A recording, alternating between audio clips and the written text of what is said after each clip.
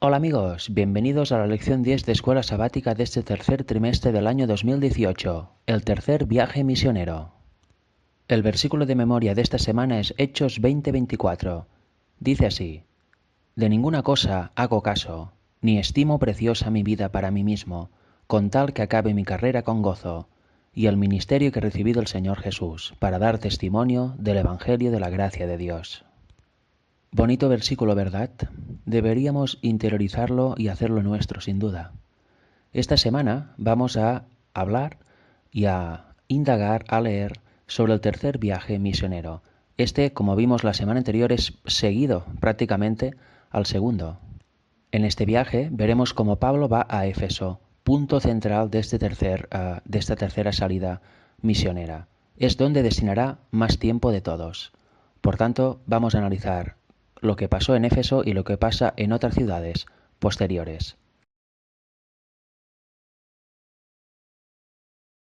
Después de terminar el segundo viaje misionero, el apóstol Pablo estuvo un tiempo en Antioquía, permaneció ahí y luego se fue a Galacia y Frigia a confirmar a todos los discípulos, y luego ya finalmente se dirigió hacia Éfeso.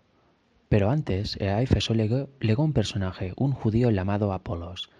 Dice así el versículo 24 del capítulo 17 de Hechos. Del capítulo 18 de Hechos.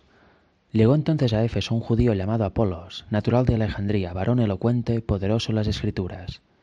Este había sido instruido en el camino del Señor, y siendo de espíritu fervoroso, hablaba y enseñaba diligentemente lo concerniente al Señor, aunque solamente conocía el bautismo de Juan.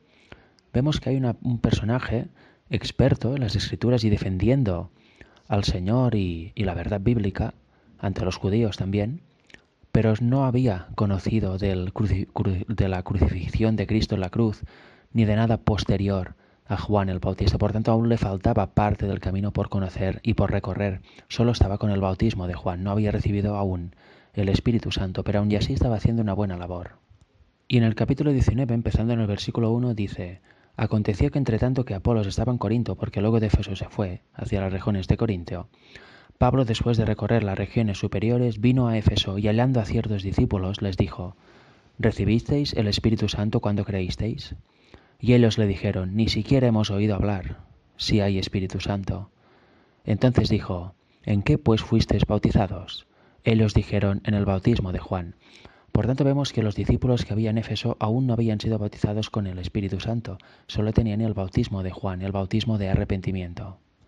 Y Pablo les dice en el versículo 4: Juan bautizó con bautismo de arrepentimiento, diciendo al pueblo que creyesen en aquel que vendría después de él, esto es, en Jesús el Cristo.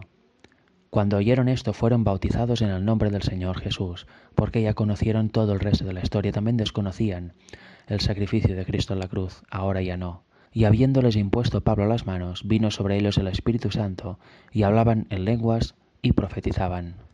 Vemos que para recibir el Espíritu Santo y andar en el verdadero camino es necesario creer en Cristo y creer en su sacrificio, aceptar su justicia imputada, la cual nos da gratuitamente. Y aquí esos discípulos lo aceptaron y luego también empezaron, como hicieron los apóstoles en Pentecostés, a hablar en lenguas y a profetizar.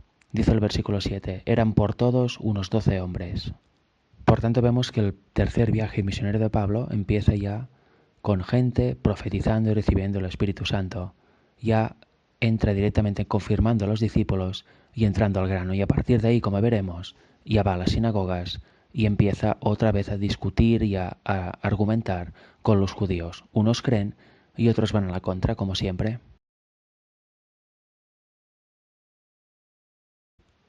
En este tópico vamos a ver dos casos muy interesantes que sucedieron en Éfeso mientras Pablo estaba ahí. El primero tiene que ver con espíritus malos y exorcistas. Empezaremos leyendo en el versículo 11, capítulo 19, versículo 11 de Hechos. Y hacía Dios milagros extraordinarios por mano de Pablo, de tal manera que aún se elevaban a los enfermos los paños o delantales de su cuerpo, y las enfermedades se iban de ellos, y los espíritus malos salían. Como veis, Pablo, como ungido de Dios, como siervo de Dios, Dios actuaba a través de él. No era Pablo por sí mismo que hacía los milagros, sino como estaba perfectamente sometido a Dios y unido a Dios, hacía su voluntad, Dios actuaba a través de él y sanaba a las personas tal como hacía a través de Cristo cuando estuvo aquí en la tierra.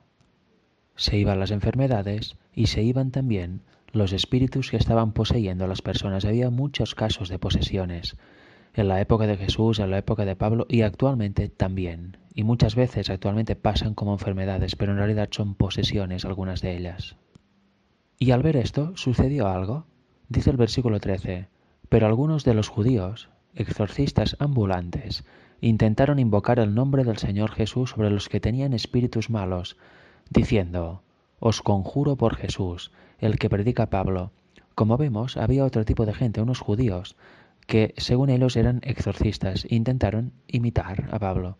Decían, bueno, si él lo hace, nosotros también invocando el nombre de Jesús, que es el mismo que hace él, podremos sanar a gente y quitar espíritus malos. ¿Pero eso funciona así? No, no funciona así. La unión con Dios ha de ser genuina y de todo el ser. Hay que predicar la verdad bíblica, no hay que negarla, y hay que notarse en la vida de uno que uno acaricia y atesora la verdad en su corazón. ¿Y qué les pasó a estas personas? Pues, versículo 14, algo muy desagradable. Había 7 hijos de un tal Esceva, judío, jefe de los sacerdotes, que hacían esto.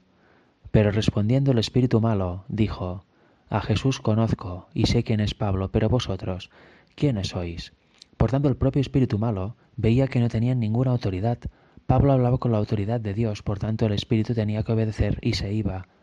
Pero estos hablaban por su propia autoridad, por tanto el espíritu no tenía ninguna intención de salir del cuerpo, ni se veía interpelado a hacerlo, y les dice, pero vosotros quiénes sois, ¿en nombre de quién venís? Reconozco la autoridad de Pablo porque viene en el nombre de Dios, pero vosotros. ¿Y qué pasó? Pues que se echó sobre de ellos. Aquí está narrado versículo 16, y el hombre en quien estaba el espíritu malo, sigue este hombre poseído, saltando sobre de ellos y dominándolos, pudo más que ellos, de tal manera que huyeron de aquella casa desnudos y heridos. Y esto fue notorio a todos los que habitaban en Éfeso, así judíos como griegos, y tuvieron temor todos ellos, y era magnificado el nombre del Señor Jesús. Aquí vimos dos actuaciones antagonistas, a Pablo actuando en el nombre de Dios y Dios actuaba a través de él, por tanto, se sanaban las enfermedades de forma real y se iban los espíritus malos que poseían a algunas personas, y vemos el ejemplo de otros que quisieron hacer lo mismo, pero solo imitando, confiando en ellos mismos y sin tener para nada el Espíritu de Dios en ellos. ¿Y qué pasó? Pues que no sanaron ninguna enfermedad y cuando abordaron a un poseído, les saltó encima, los venció y los hizo huir. Qué gran contraste entre una actuación de un hombre de Dios, que Dios actúa en él, y hombres que se hacen pasar por judíos, en este caso cristianos de verdad, y quieren hacer la obra de Jesús, la obra de otro siervo de Dios. Qué gran diferencia ver los resultados del siervo de Dios y los resultados de los imitadores, los que actúan en su propio nombre y no en el nombre de Dios. Siempre que actúa Dios y se ve el fracaso de la obra de Satanás, hay conversiones de gente que es genuina pero que estaba en error. Dice el versículo 19, asimismo muchos de los que habían practicado la magia trajeron los libros y los quemaron delante de todos, y hecha la cuenta de su precio hallaron que era 50.000 piezas de plata. Así crecía y prevalecía poderosamente la palabra del Señor. Aquí vemos gente que eran magos, que participaban de la magia, igual que estos judíos exorcistas. ¿Qué hicieron? Se dieron cuenta de la realidad, del poder de Pablo, en el cual Dios actuaba, y de la falta de poder total de los otros, los cuales estaban engañando a la gente, decían que podían exorcitar a personas que estaban poseídas. Pues, ¿qué hicieron? Trajeron sus libros de magia en los cuales habían creído y practicado, los quemaron por completo, y dieron una suma muy cara de dinero, pero los quemaron, se deshicieron de ellos. Esto es precisamente lo que debemos hacer nosotros.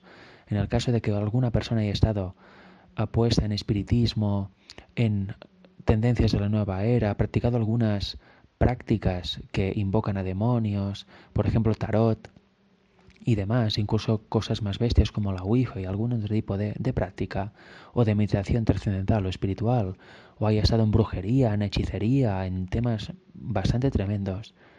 Lo que debe hacer es, cuando se da cuenta de la verdad y acepta a Cristo, es deshacerse de todo el material que tiene, porque todo esto no son más que puertas de entrada para Satanás, puertas por las cuales el diablo entrará a molestar y tratar de impedir por todos los medios que esta persona se entregue por completo al Señor, ya que ha sido sierva suya durante toda su vida, durante muchos años. Por tanto, es importante que una vez se conoce la verdad y se decide optar por Dios y uno se convierte, se deshaga de todo el material espiritista anterior y lo eche completamente fuera de su casa, si puede ser que lo queme o lo destruya por completo.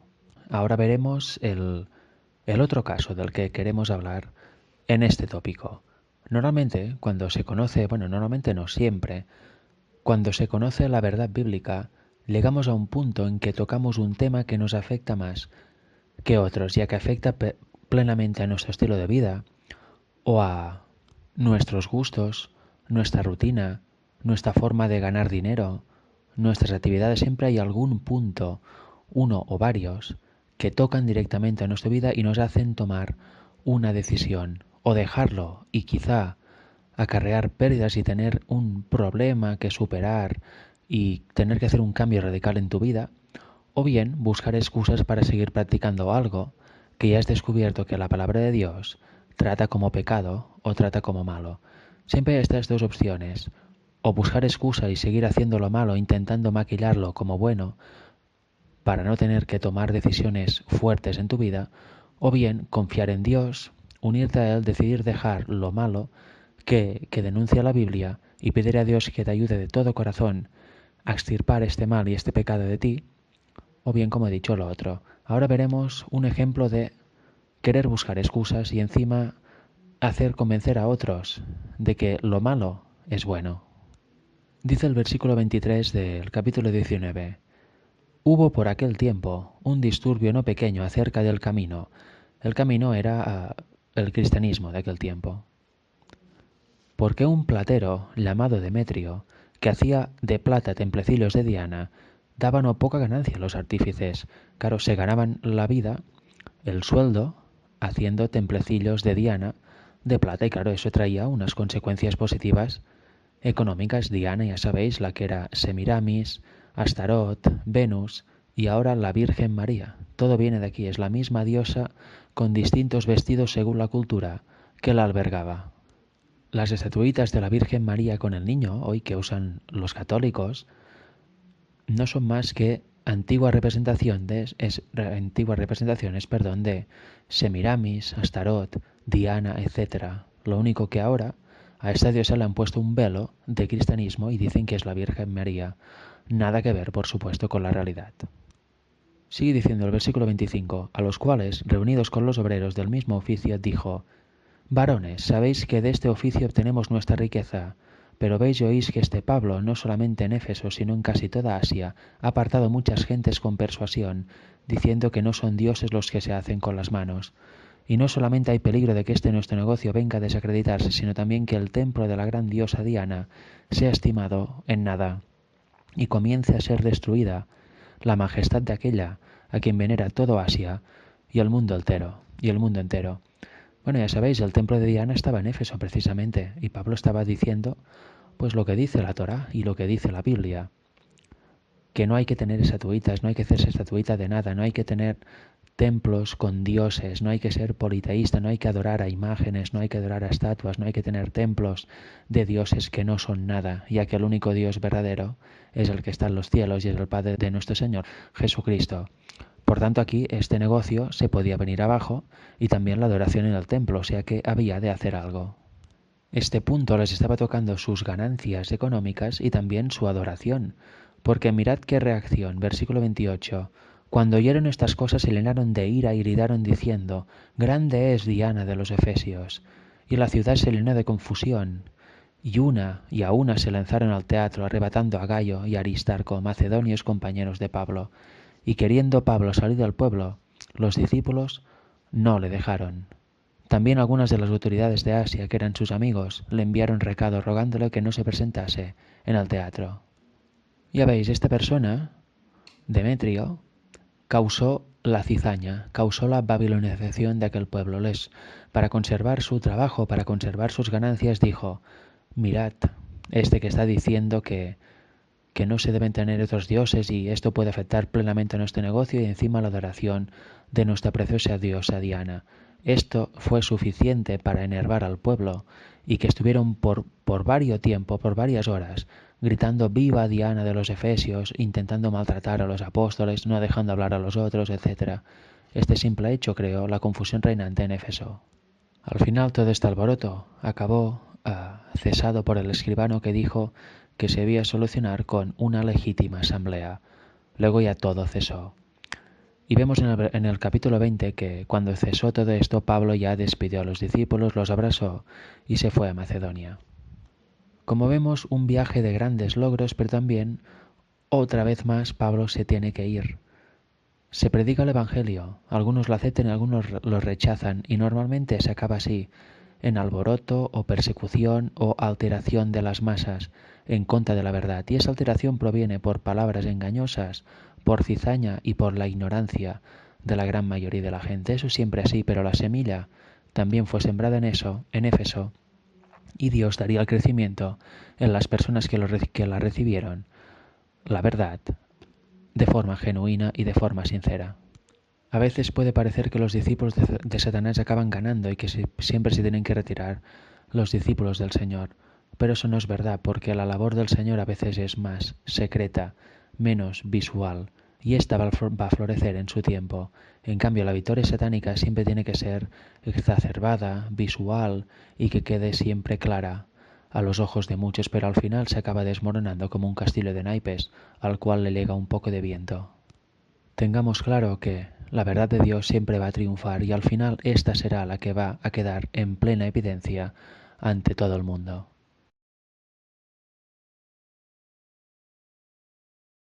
En este tópico vamos a ver algo muy interesante, porque tiene que ver con el sábado también. Realmente algunos de los versículos, en concreto el 7, que leeremos del capítulo 20 de Hechos, indica que los cristianos del primer siglo ya empezaron a guardar el domingo.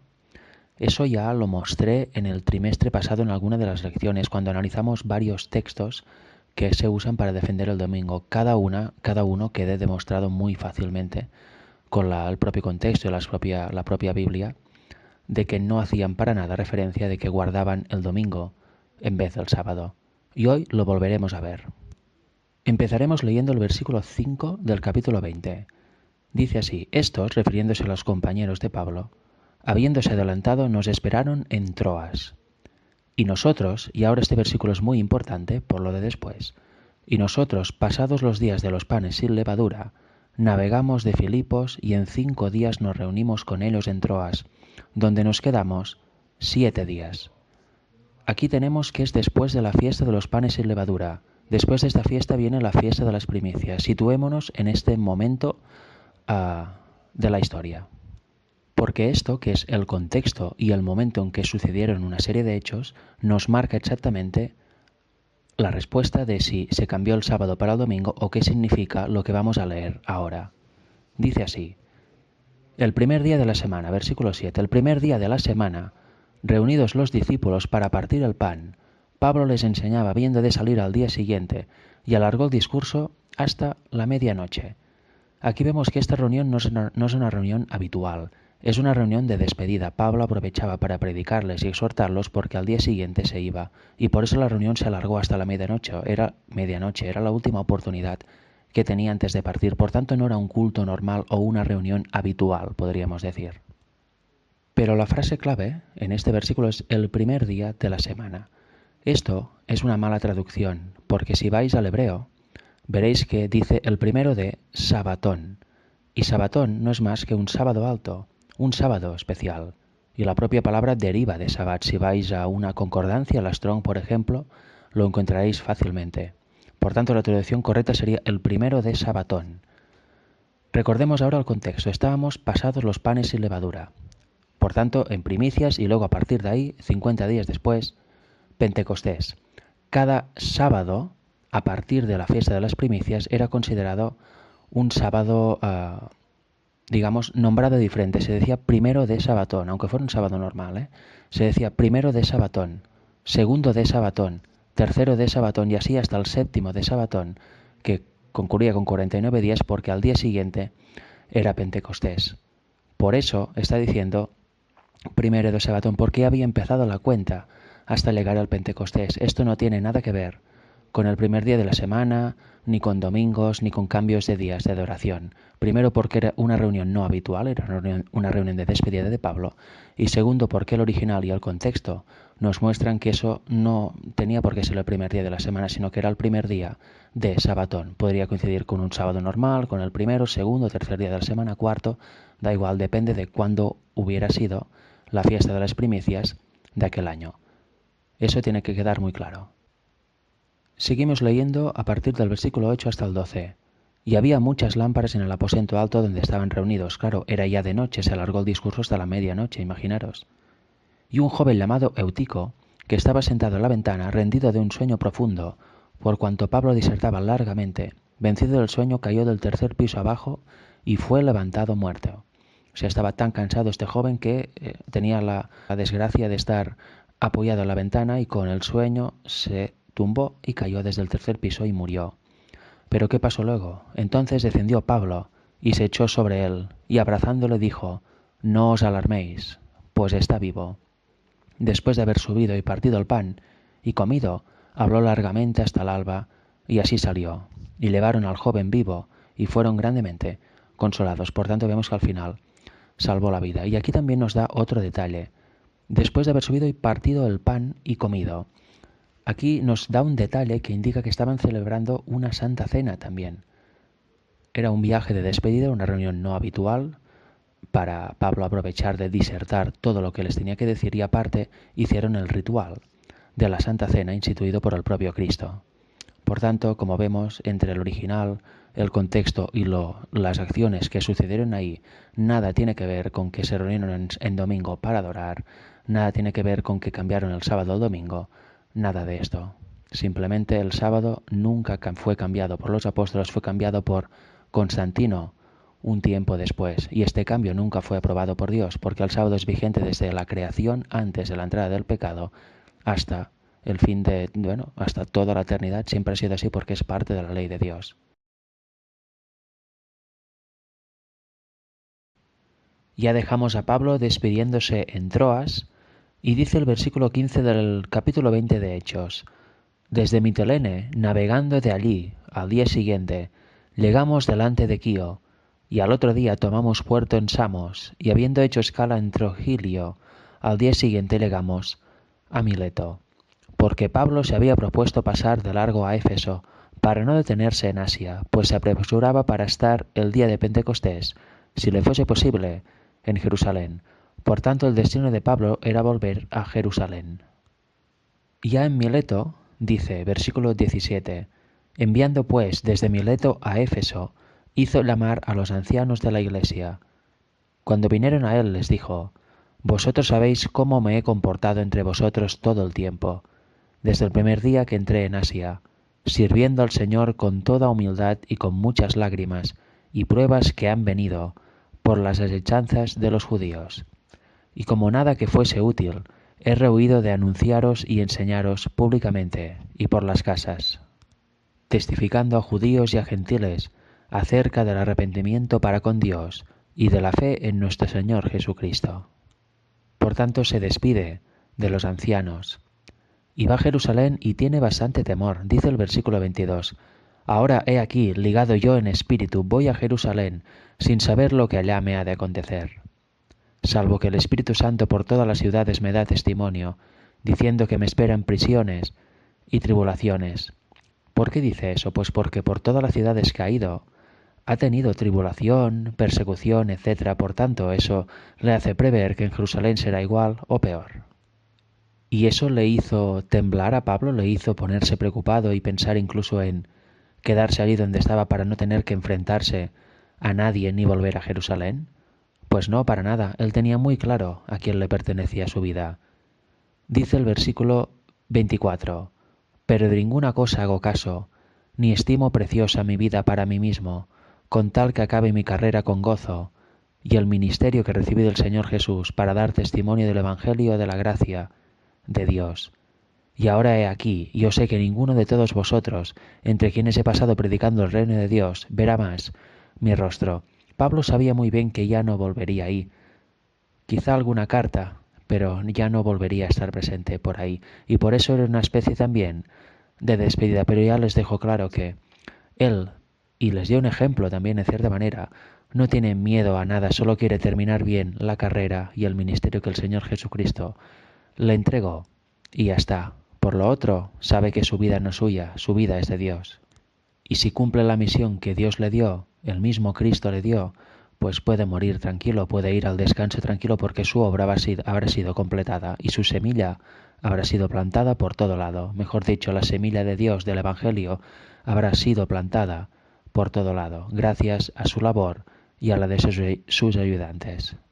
Sigue diciendo los versículos 26 y 27 y 28. Por tanto yo os protesto en el día de hoy, que estoy limpio de la sangre de todos, porque no he rehuido anunciaros todo el consejo de Dios. Él hizo su función, él predicó el Evangelio, por tanto, nadie podrá hacerle decir que él no ha hecho su trabajo, ni Dios le imputará la sangre de nadie, porque él ya ha ido sembrando todas las semillas. A partir de ahí, la decisión es de cada uno de aceptar o no, de seguir por el camino o volverse al camino ancho. Dice el versículo 28, por tanto mirad por vosotros y por todo el rebaño en que el Espíritu Santo os ha puesto por obispos, para apacentar la iglesia del Señor, la cual él ganó por su propia sangre, porque yo sé que después de mi partida entrarán en medio de vosotros lobos rapaces que no perdonarán al rebaño, y de vosotros mismos se levantarán hombres que hablen cosas perversas para arrastrar tras sí a los discípulos. Por tanto, velad, acordando que por 3 años, de noche y de día, no he cesado de amonestar con lágrimas a cada uno. Por tanto, vemos que también les avisa de un peligro que seguro iba a acechar esta iglesia y las otras, la de que vengan falsos predicadores con doctrinas falsas y que nieguen el Evangelio de Cristo y los desvíen de la verdad. Eso era un gran peligro en aquel entonces y ha sido un gran peligro en toda la historia. Y hoy actualmente estamos en un peligro tremendo porque hay tanta Babilonia, tantas opiniones, tanta doctrina, tanta teología, que es prácticamente muy complicado encontrar la verdad, pero los sinceros la van a encontrar, porque con oración a Dios y sinceridad de corazón, como los bereanos, de buscar realmente la verdad, si uno lee la Biblia por sí mismo y también los escritos del Espíritu de Profecía, no va a caer jamás. Si permanece en ellos, si los interioriza y está unido a Dios, va a seguir el camino correcto siempre.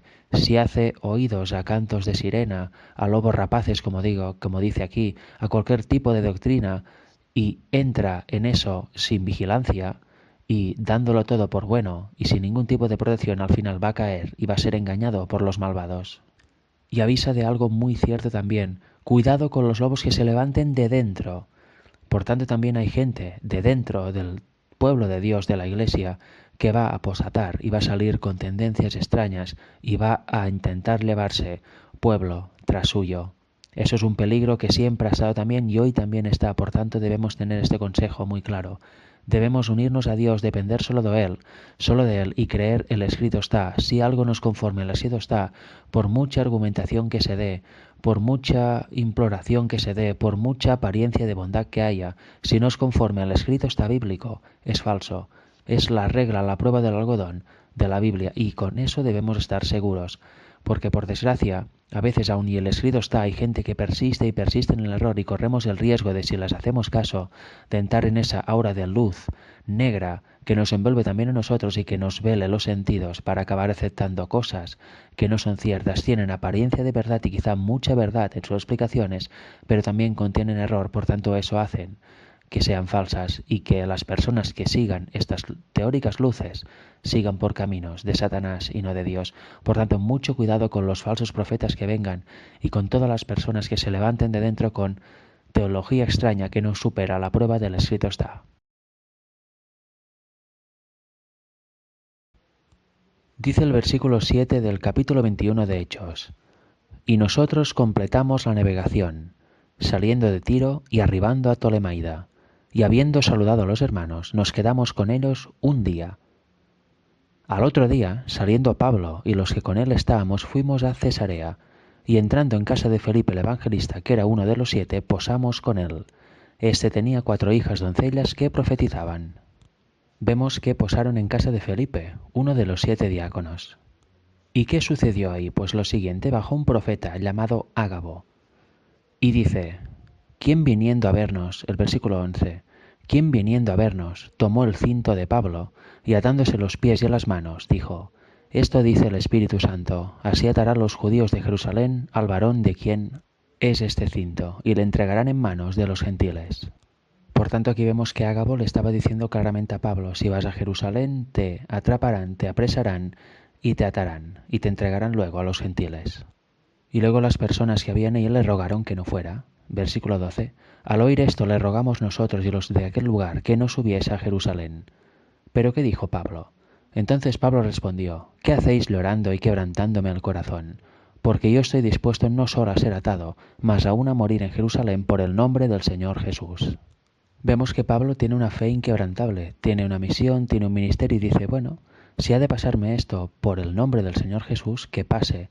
Incluso no hace falta ni siquiera que solo me apresen, sino que incluso esté dispuesto a morir por el nombre de Cristo. Él tenía muy clara su misión.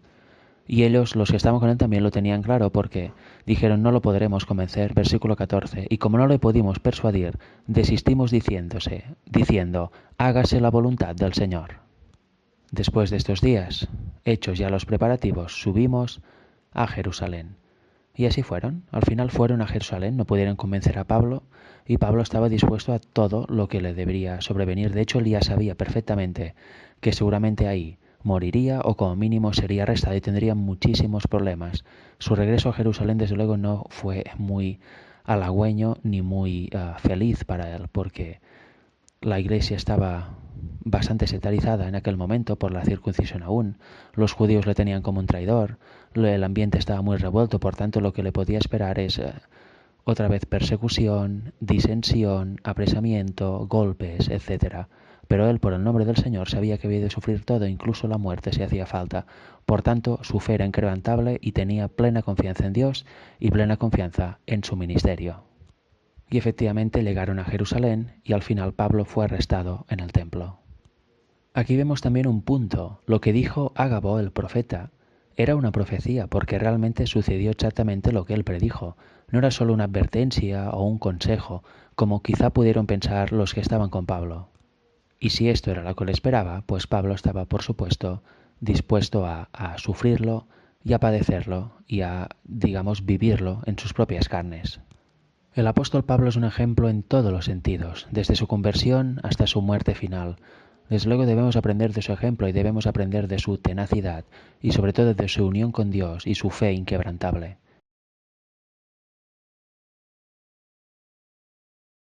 Para terminar la semana vamos a leer un par de citas contenidas en el capítulo 37 del libro Hechos de los Apóstoles de Ellen White, titulado Último viaje de Pablo a Jerusalén.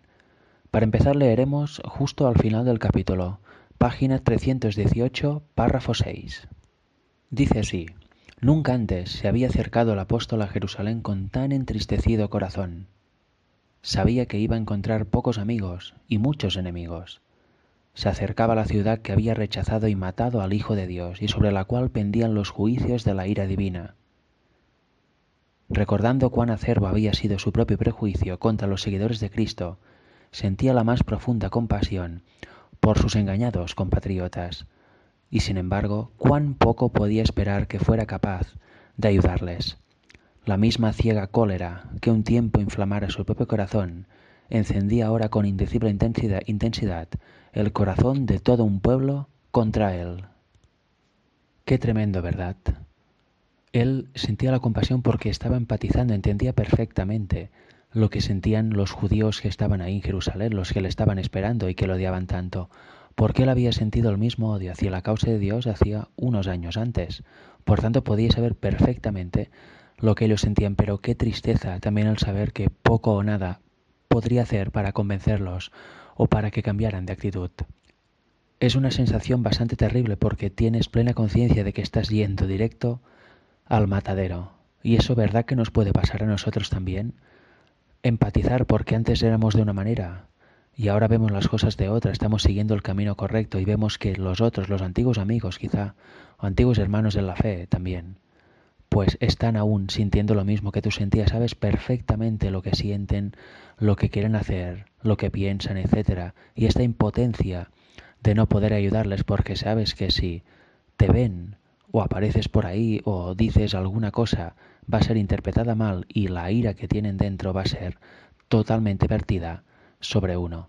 Y eso realmente crea una compasión y una impotencia, ¿verdad? Podemos padecer situaciones así, pero debemos hacer como Pablo si estamos en el camino correcto. Debemos predicar la verdad, decir lo que toca, hacer lo que toca y luego, si alguien quiere reaccionar, que reaccione, y si no, pues no. La siguiente cita es página 319, párrafo 1, y también leeremos el párrafo 2 después.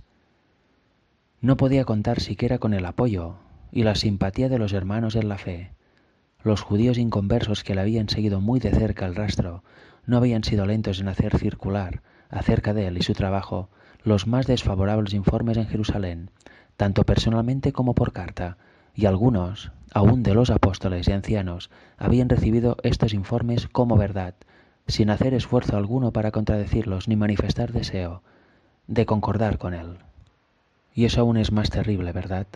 Saber que tus hermanos en la fe se están creyendo mentiras sobre ti, falsos informes, y que ni siquiera se molestan en comprobarlo contigo, en hablar contigo, en este caso en enviarte una carta, intentar corroborar o esperar a que llegues, sino que los dan por ciertos, sin ni siquiera, como digo, corroborar si son verdad o no son más que una mentira. Y de esta forma se van creando prejuicios, se crean comentarios, se crean actitudes que para nada benefician la unión que ha de haber entre el pueblo de Dios. Y aquí vemos que dice que incluso algunos apóstoles creyeron. Realmente es una actitud muy baja y una actitud donde Satanás ganó una ventaja tremenda. Actitudes que también se dan hoy en día y que no se deben repetir ni tolerar, se deben revertir de inmediato con la ayuda de Dios.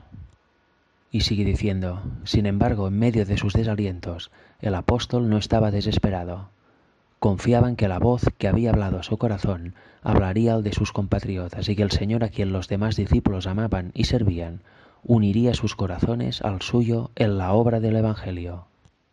Y esta es la fe que debemos tener cuando nos suceden situaciones así, o quizá no tan graves, que sean menos graves, pero que creen esta disensión y haya estos problemas. Confiar en la voz del que nos llamó, en la voz de Dios y que toque sus corazones. Y algunos seguramente algún día reaccionan, otros por desgracia nunca lo harán. Pero debemos tener esta confianza porque si perdemos esta confianza acabaremos dependientes de nosotros mismos, Satanás nos dominará y lo que saldrán son nuestros sentimientos e impulsos carnales. Cuando nos encontremos en situaciones donde haya discusión, donde haya injusticia, donde haya ataque personal, etc. Por tanto, lo más importante es estar unido a Dios, dejar que Él actúe y que el sincero responda, que el sincero cambie. Si no, nosotros debemos seguir con nuestro camino en las manos de Dios y hacia la meta final, que es la vida eterna. Y eso solo es una obra individual. No nos vamos a salvar por grupos, no nos vamos a salvar por parejas, nos vamos a salvar individualmente. La piedad de cada uno es lo que determinará si eres salvo o no. La transformación del carácter de cada uno es lo que determinará si eres salvo o no. Que Dios os bendiga a todos.